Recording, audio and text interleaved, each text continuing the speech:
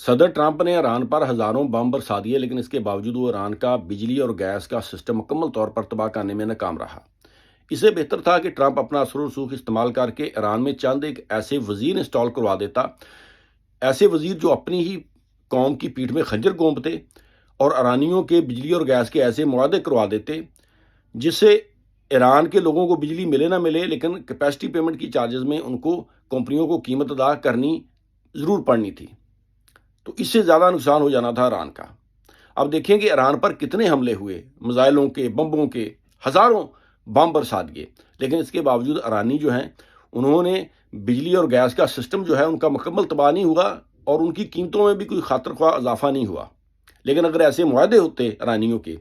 ان کے وزیر کرپٹ ہوتے، ایسے معاہدے کر لیتے کہ بجلی بنائے کمپنی یا نہ بنائے، لیکن کیپیسٹی پیمنٹ کی مد میں ان کو قیمت گورنمنٹ نے ادا کرنی ہی کرنی ہے،